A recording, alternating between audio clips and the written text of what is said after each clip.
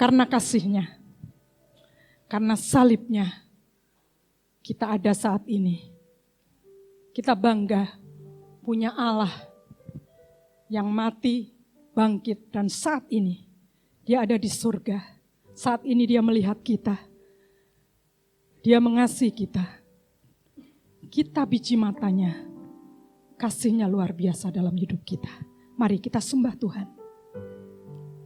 Terima kasih Tuhan. Engkau baik Tuhan.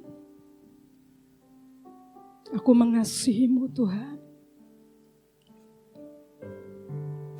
Engkau dipuji, Engkau disembah.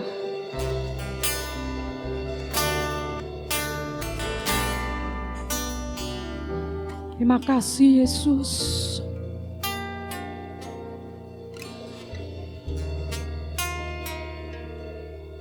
Terima kasih Tuhan.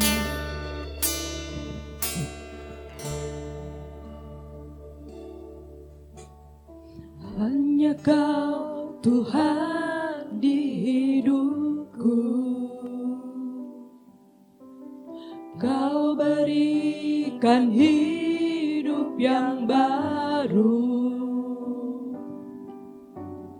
Darah-Mu menyucikan, pulihkan hatiku. Ku nyatakan Kaulah segalanya. Engkaulah sumber pengharapan. Kuasa-Mu sanggup menyembuhkan.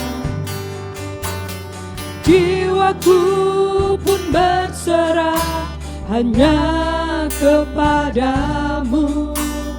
Yesus, Kaulah segalanya.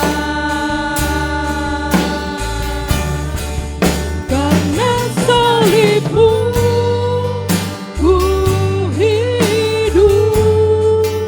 Karena salib-Mu ku menang.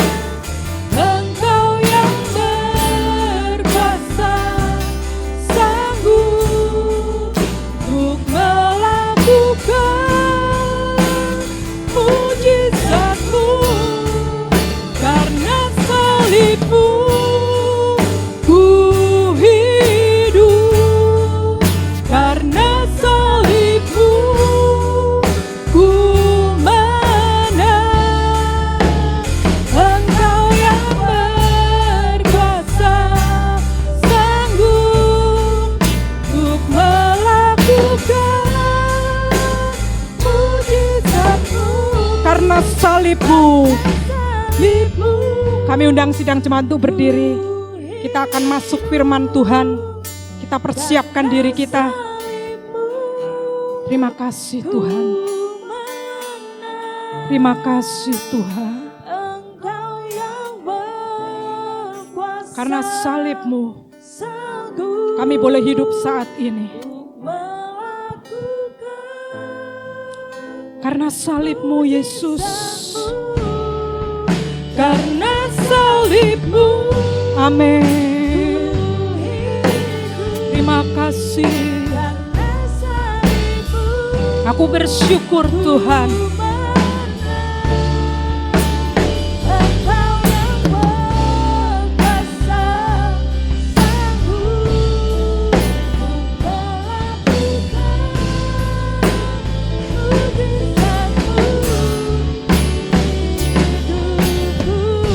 Untuk melakukan mujizat-Mu Tuhan. Untuk melakukan mujizat-Mu. Untuk melakukan mujizat-Mu. Untuk melakukan mujizat-Mu Tuhan. Mujizat-Mu di hidupku. Tuhan Yesus, kami bangga mempunyai Engkau. Karena salib-Mu, kami boleh hidup hingga saat ini. Karena salib-Mu kami punya kesempatan berjumpa dengan Engkau Tuhan. Karena salib-Mu kami menjadi orang yang berkemenangan. Terima kasih Tuhan, terima kasih. Sebentar tadi kami sudah menaikkan pujian kehadirat Tuhan. Biarlah pujian kami menyenangkan Engkau Tuhan.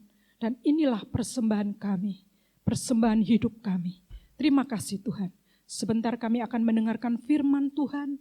Biarlah Tuhan kami boleh mempersiapkan diri kami untuk fokus kepada firman Tuhan. Dan tetap kami mohon urapan yang daripada-Mu. Dan kami serahkan hamba-Mu yang sebentar akan menyampaikan firman Tuhan. Kiranya urapan surgawi ada pada hamba-Mu. Terima kasih Tuhan. Engkau mendengar seru doa kami. Di dalam nama Tuhan Yesus kami sudah berdoa dan mengucap syukur. Haleluya. Amin. Jadi ramah dan bermoralitas. Kita buka dalam Efesus 4 ayat yang ke-32, saya undang kita bangkit berdiri, kita akan baca bersama-sama firman Tuhan ini. Dalam Efesus 4 ayat yang ke-32, kita akan baca bersama-sama. Ya. 1, 2, 3. Tetapi hendaklah kamu ramah seorang terhadap yang lain, penuh kasih mesra dan saling mengampuni, sebagaimana Allah di dalam Kristus telah mengampuni kamu. Amin. Silakan duduk Bapak Ibu. Ini ditulis oleh Rasul Paulus.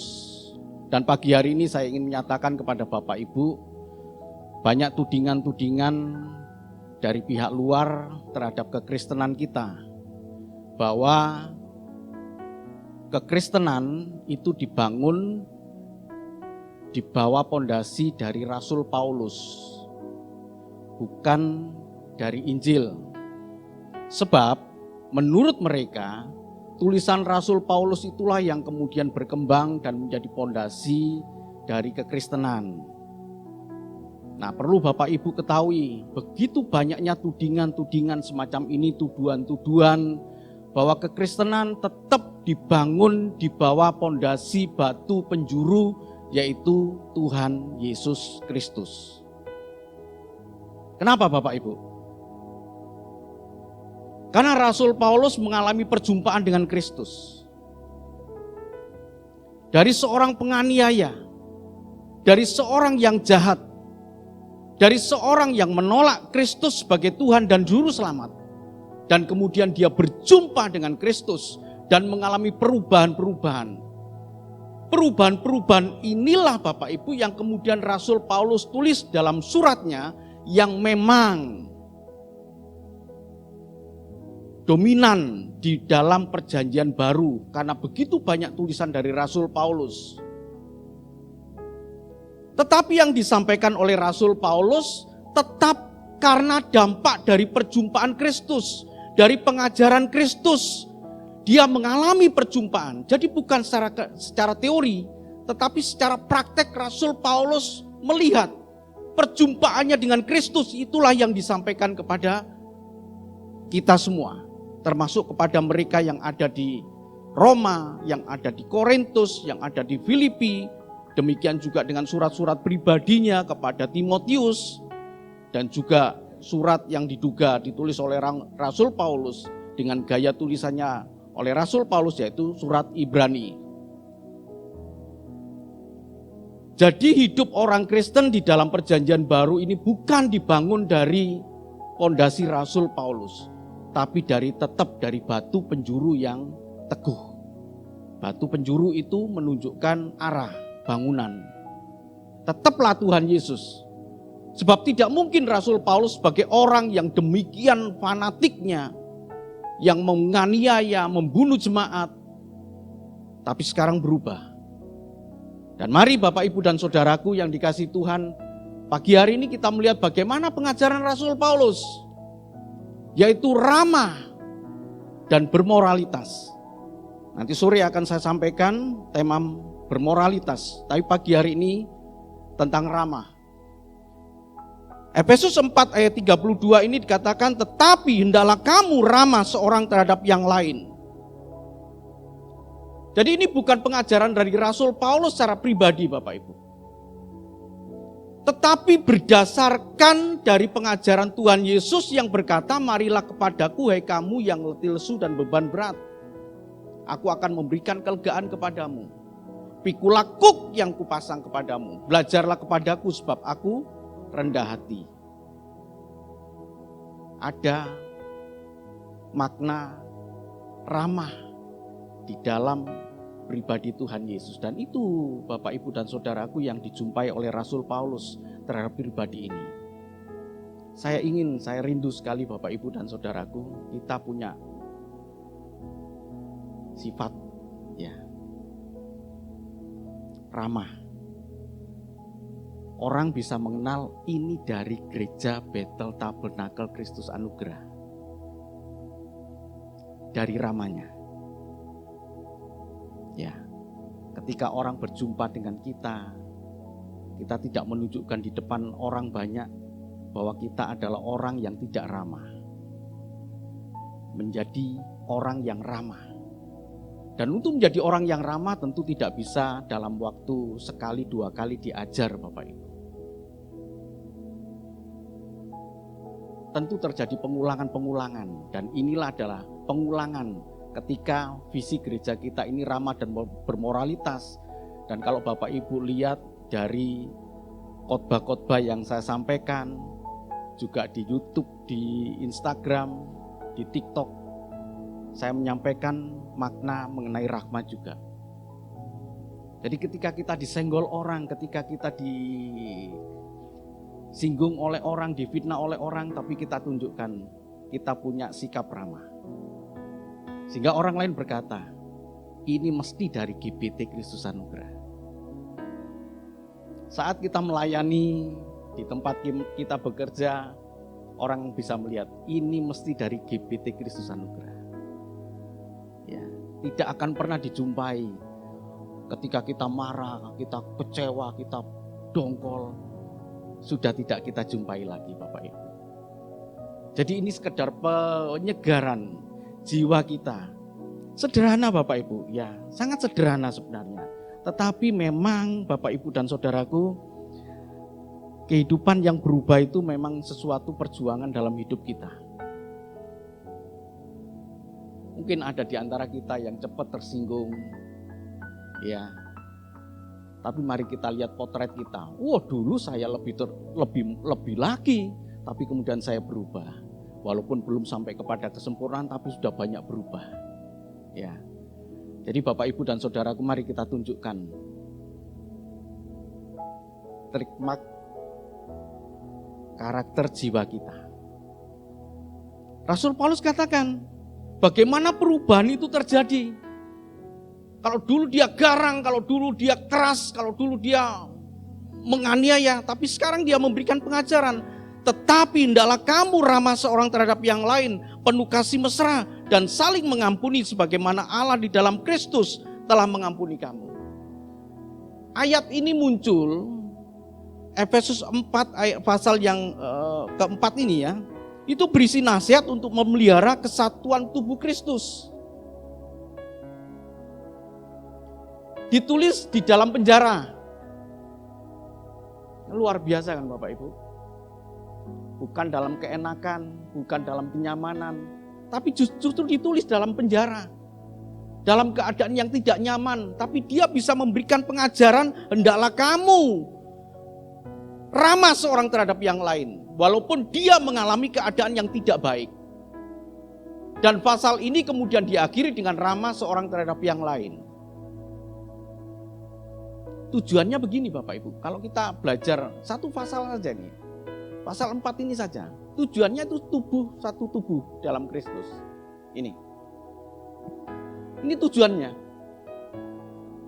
Nah, satu tubuh di dalam Kristus ini dibangun dari ramah, penuh kasih, mesra, dan saling mengampuni.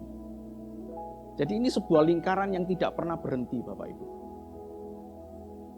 Ya. Ramah, penuh kasih, mesra, dan saling mengampuni ini jika dilakukan terus menerus akan menjadi satu ikatan, satu tubuh Kristus. Sekali lagi, satu tubuh Kristus ini bisa dibangun dari ramah, penuh kasih mesra, saling mengampuni. Ramah, penuh kasih mesra, saling mengampuni ini dilakukan secara terus-menerus, maka otomatis akan terjadi satu tubuh Kristus. Kedua-duanya ini tidak bisa dipisahkan Bapak Ibu ya. Ini seperti lempeng ini. Ya, seperti lempengan. Dua lempengan seperti yang diterima oleh Rasul Musa, lempengan 10 perintah Allah, ya. Itu seperti lempengan yang diikat dengan damai sejahtera. Efesus 4 ayat yang ketiga, tolong dibacakan. Efesus 4 ayat yang ketiga, dan berusahalah memelihara kesatuan roh oleh ikatan damai sejahtera. Diikat oleh damai sejahtera. Jadi kehadiran kita satu dengan yang lain itu membawa damai, membawa sejahtera. Membawa damai tentu tidak ada pertikaian. Kalau toh ada perbantahan pertikaian, maka akan reda oleh karena ikatan damai. Membawa sejahtera karena kita tidak pernah merugikan dan menjadi beban orang lain. Sehingga disebut damai sejahtera, itu dua bagian. Damai itu menunjukkan satu hubungan yang harmonis. Sejahtera itu menunjukkan kesejahteraan jiwa. Saling memberkati, tidak merugikan yang lain, tidak menyusahkan yang lain. Karena sekarang luar biasa Bapak Ibu ya. Kalau orang utang itu yang sekarang galak itu bukan yang punya piutang. Yang galak siapa Bapak Ibu? Yang galak itu yang punya utang. Ini zaman sekarang loh Bapak Ibu. Jadi mari kita coba mengikat satu tubuh ini, ramah penuh kasih, kemudian diikat dengan damai sejahtera.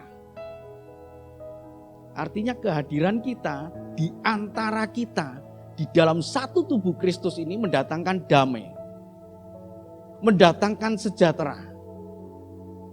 Ya, tidak membebani. Kalau toh terpaksa harus orang lain menolong, ya jangan sampai itu merusak satu tubuh. Saya melihat Bapak Ibu, saya melihat, betul-betul saya melihat. Ya, kalau Bapak Ibu ingin diberkati Tuhan, mungkin ada di antara Bapak Ibu yang saat ini, saya tidak berbicara mengenai secara khusus utang piutang ya. Tapi kalau ada di antara Bapak Ibu yang punya utang, bereskan dengan sekuat tenaga. Jangan menghilang. Datang ketika utang dengan tangisan Bombay, India. Segala-gala. Tapi begitu giliran membayar, menghilang seperti jai langkung, tidak datang, tidak diundang, pergi, menghilang, nggak ada kabar. Dan saya melihat Bapak Ibu, saya melihat karena saya mengalami loh. Saya mengalami orang-orang yang betul-betul tidak serius dalam menyelesaikan utang piutang, berkatnya ditutup.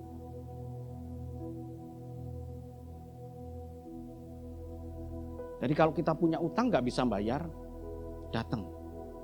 Seperti waktu mereka membutuhkan. Ini sejahtera. Ini sejahtera. Tidak merusak sejahtera dalam hubungan. Ini sejahtera. Maafkan aku belum bisa. Doakan aku supaya aku mampu membayar. Tidak usah takut. Saya perlu menyampaikan karena kita ada di masa-masa yang memang begini sulit Bapak Ibu ya saudaraku. Dan ini sudah umum sekali.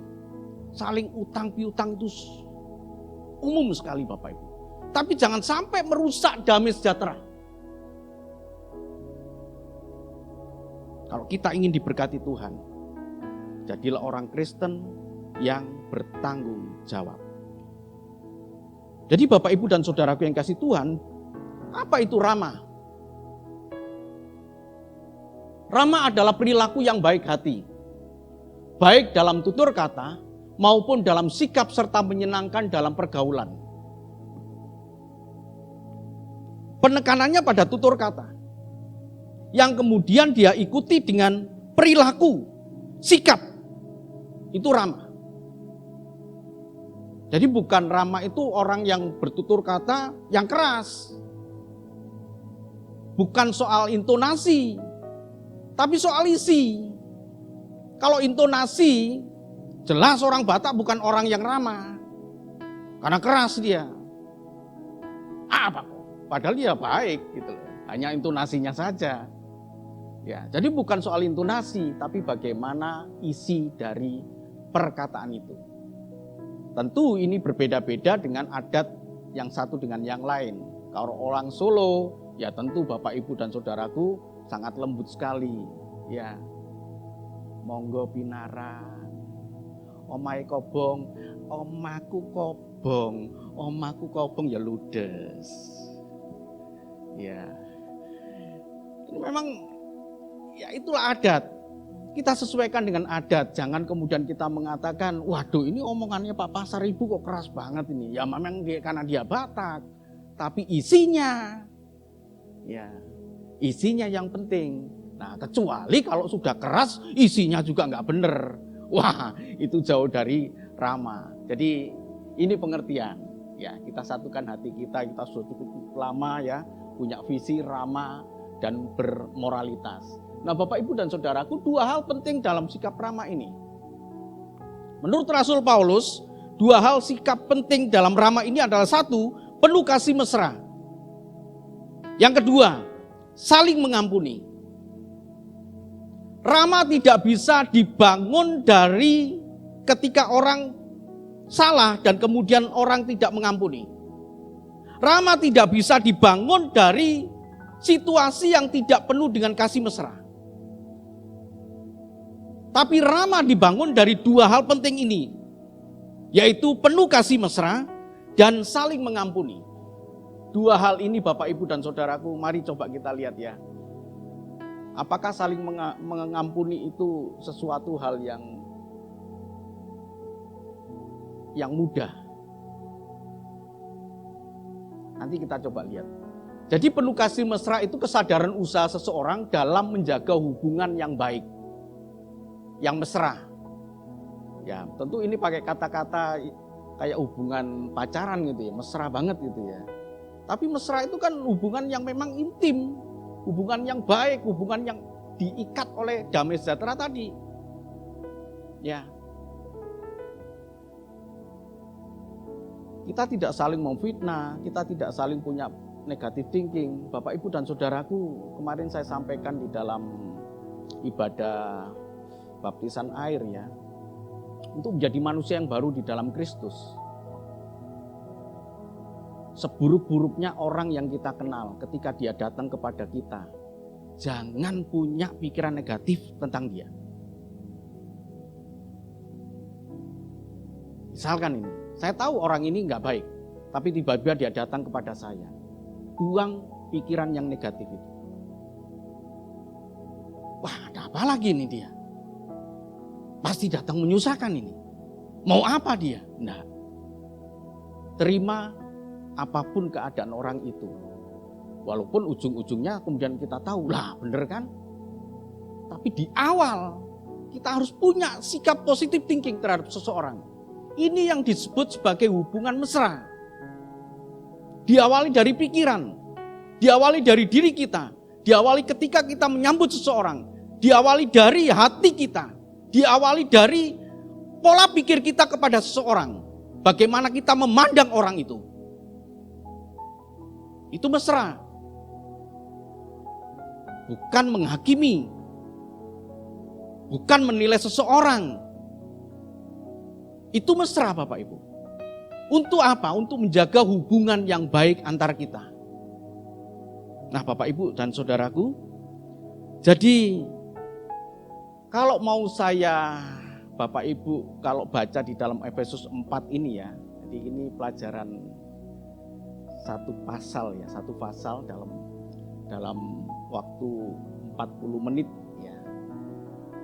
Setelah itu selesai, Bapak Ibu lulus, kayak saya ngajar kuliah itu lulus langsung dapat sertifikat lah. Jadi penuh kasih mesra ini yang disebut sebagai relationship ini ya, penuh kasih mesra.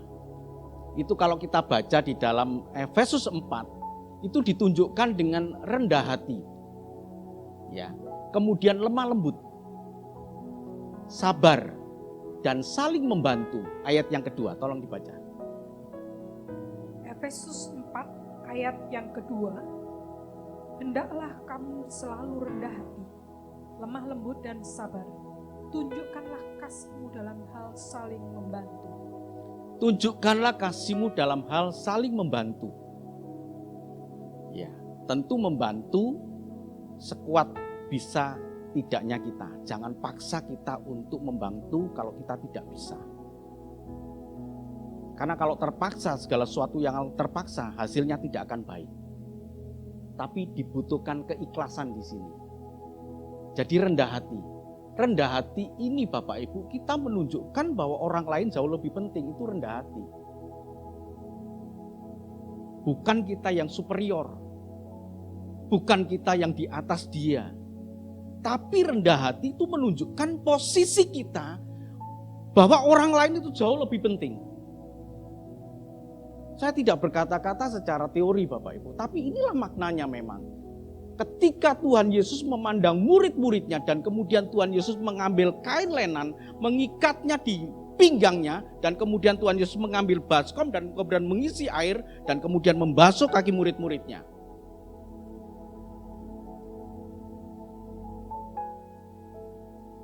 Tradisi orang Yahudi kalau ada tamu masuk ke rumah seseorang, yang membasuh kaki tamu itu adalah hamba yang sudah ada. Hamba yang sudah ada. Begitu ada tamu, dia kemudian membasuh kaki itu. Silakan. Walaupun di tempat itu ada tempayan tempat air di mana tamu bisa menyedok dan kemudian membasuh kakinya dan kemudian masuk. Tetapi di beberapa tempat di rumah-rumah itu ada hamba yang memang siap. Ketika tahu ada tamu, kemudian dia siap di situ. Jadi Tuhan Yesus memposisikan dirinya sebagai seorang hamba yang memandang orang lain itu lebih penting. Nah, inilah Bapak Ibu dan Saudaraku ya.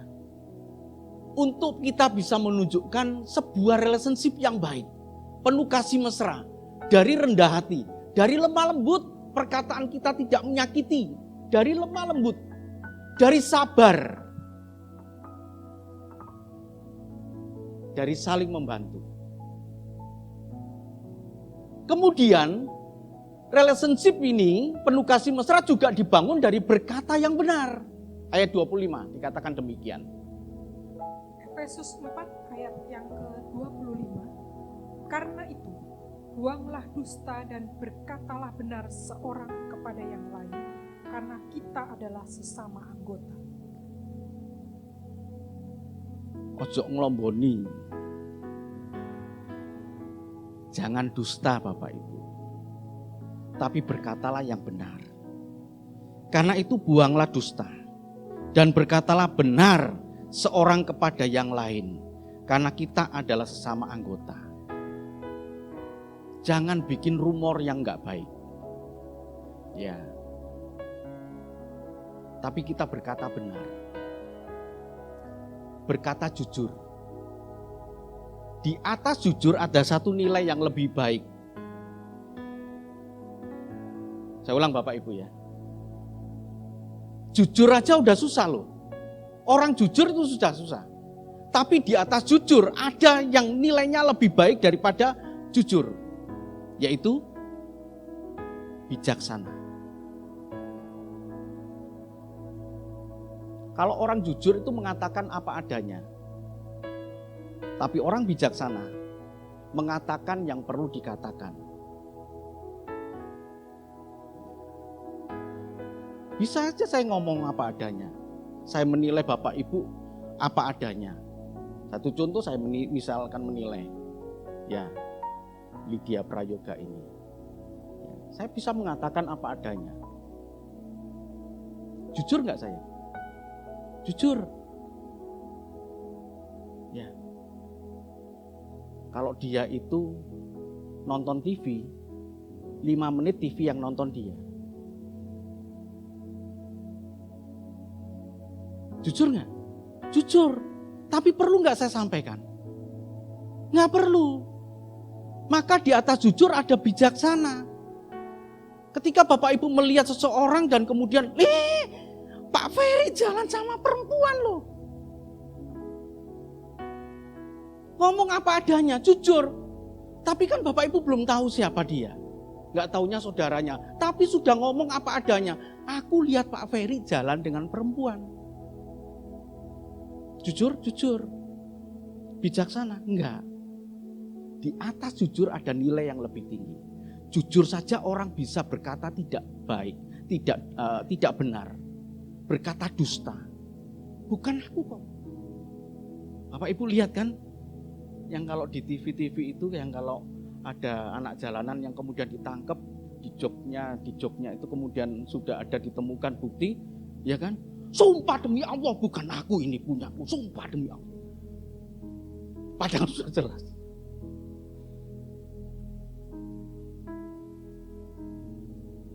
Berkata benar membangun sebuah relationship.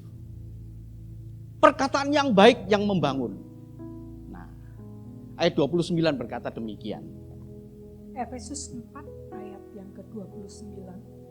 Janganlah ada perkataan kotor keluar dari mulutmu, tetapi pakailah perkataan yang baik untuk membangun di mana perlu supaya mereka yang mendengarnya beroleh kasih karunia. Amin. Untuk membangun Bapak Ibu. Tidak sedikit orang yang ketika menjumpai seseorang dalam keadaan mengalami problem hidup lah ya. Mungkin mengalami, kalau bahasa dunianya, orang ini sedang mengalami ujian. Ya. Atau mengalami sesuatu hal yang tidak baik. Dan kemudian apa yang diberikan oleh seseorang supaya dia bisa membangun, supaya orang itu tidak patah semangat. Ya kita harus memberikan motivasi kepada dia, sesuatu yang baik, perkataan yang membangun. Jangan takut. Percaya kepada Allah, Tuhan pasti tolong kamu. Tapi kalau ada orang yang berkata, aku juga ngalami, aku doa, tetap juga saya nggak ditolong oleh Tuhan. Akhirnya mematahkan semangat. Perkataan itu tidak membangun. Dan akhirnya merusak relationship kasih mesra. Bukan membangun seseorang.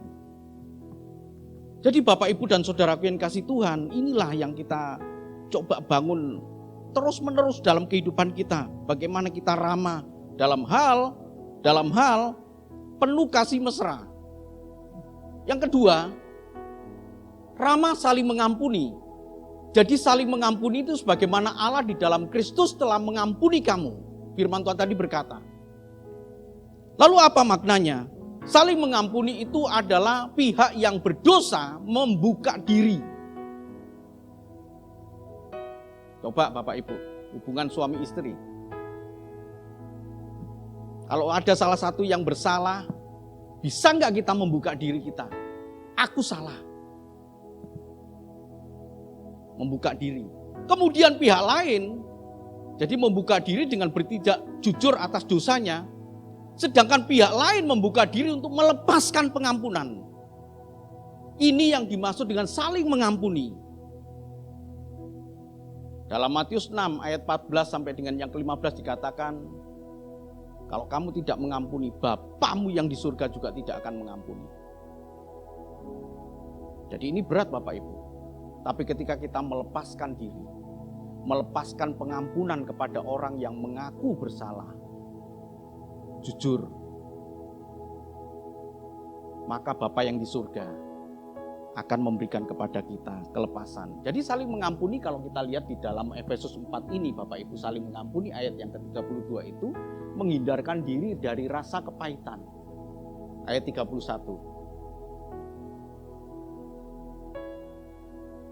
ada rasa pahit. Sudah berdedek Bapak Ibu. Melihat tampangnya saja saya sebel aku. Enak.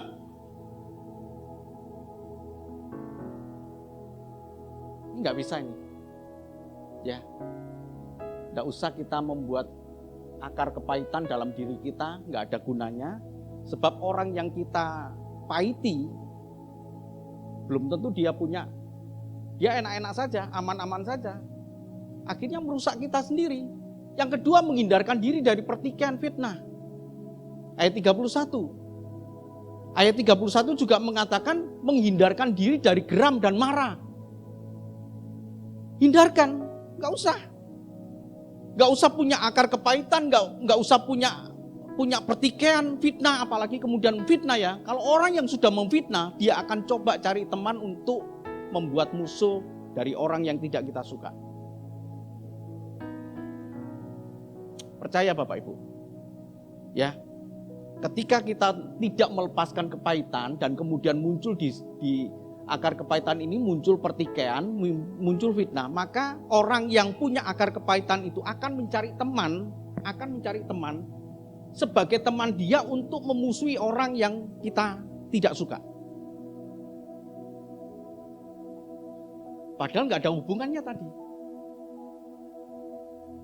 Jadi inilah makna dari Rama itu sendiri Bapak Ibu. Jadi kesimpulannya, jadilah manusia baru di dalam Kristus. Agar bertumbuh di dalam segala hal yang mengarah kepada Kristus. Jadilah manusia yang baru. Buang semua dusta, buang segala akar kepahitan yang tidak ada gunanya dalam hidup kita. Buang Bapak Ibu, jadilah manusia yang baru. Supaya kita bisa bertumbuh di dalam Kristus. Dan mengenakan Kristus dalam kehidupan kita. Amin Bapak Ibu. Tuhan memberkati. Amin.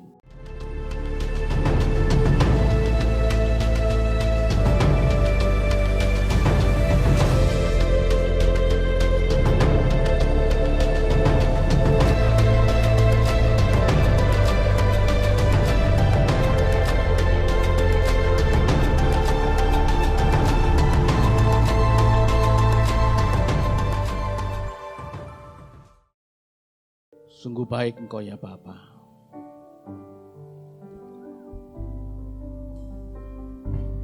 Kami memuji kebesaran-Mu, ajaib Tuhan, ajaib Tuhan. Kami memuji kebesaran-Mu Tuhan. Kami memuji kebesaran-Mu, ajaib Tuhan, ajaib Tuhan. Sungguh ajaib Kau Tuhan, ajaib Tuhan, ajaib Tuhan.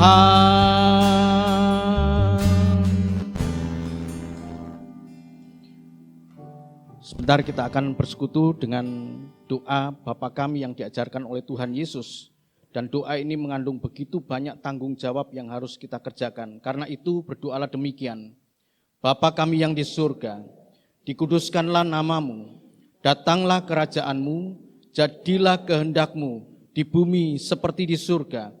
Berikanlah kami pada hari ini makanan kami yang secukupnya, dan ampunilah kami akan kesalahan kami, seperti kami juga mengampuni orang yang bersalah kepada kami.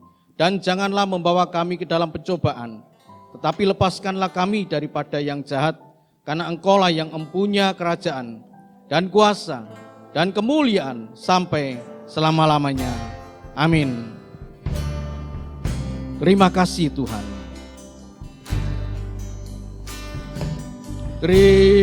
Terima kasih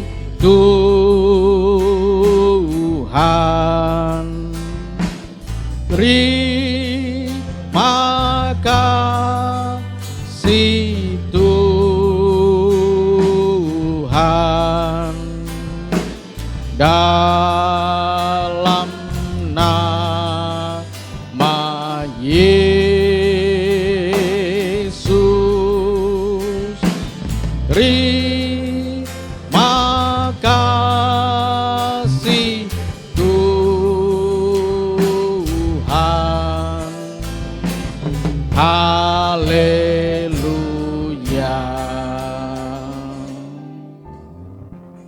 Kami semua yang ada di tempat ini ya Bapa, adalah orang-orang yang tahu berterima kasih dan menghargai kasih karunia Tuhan. Kami sungguh bersyukur kepada Engkau karena Engkau sudah memberikan kepada kami kesempatan untuk kami boleh menikmati hari yang baru dan menyerahkan seluruh kehidupan ini ke dalam kuasa Engkau Tuhan. Dan memohon kepada Engkau ya Bapa untuk mengurapi kami semua sehingga kami memiliki hikmat dan takut akan Engkau dalam kehidupan kami sehari-hari. Terima kasih ya Bapa, saatnya kami akan meninggalkan tempat ini, kami pulang di dalam berkat-berkat Tuhan. Bapak, Ibu, dan saudaraku yang sangat dikasihi Tuhan, terimalah berkat dan anugerah dari Allah Bapa di surga. Kasih dan cinta Tuhan kita Yesus Kristus, anaknya yang tunggal, dan penghiburan kekuatan dari kuasa Roh Kudus menyertai kita mulai saat ini, esok, bahkan sampai Maranatha, Tuhan Yesus datang menjemput kita. Bapa, urapilah hamba-Mu. Hamba berdoa ya Bapa. Kiranya Engkau Allah Bapa yang Maha Kudus, Allah yang Maha Kuasa, Engkau memberkati anak-anak-Mu, baik yang ada di tempat ini maupun yang beribadah secara online. Engkau memberkati dalam rumah tangganya, Engkau berkati Tuhan. Dalam usaha pekerjaannya Engkau memberkati ya Tuhan. Dalam keluarganya Engkau memberkati. Kau jauhkan dari segala mara bahaya. Kau jauhkan dari segala sakit penyakit. Kau jauhkan dari segala hal-hal yang tidak baik, yang merusak hubungan kami dengan Engkau Tuhan. Engkau berikan kepada kami hati yang takut akan Engkau ya Bapa. Terima kasih ya Bapa, terima kasih. Segala puji syukur, hormat, kemuliaan bagi-Mu. Di dalam nama Tuhan Yesus, kami sudah berdoa dan mengucap syukur. Semua yang percaya mengatakan, amin. Tuhan untuk melakukan mujizat-Mu Tuhan, untuk melakukan mujizat-Mu, untuk melakukan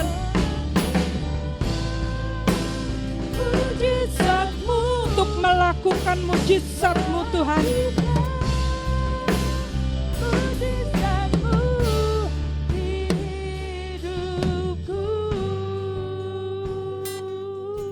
Tuhan Yesus, kami bangga mempunyai Engkau. Karena salib-Mu, kami boleh hidup hingga saat ini.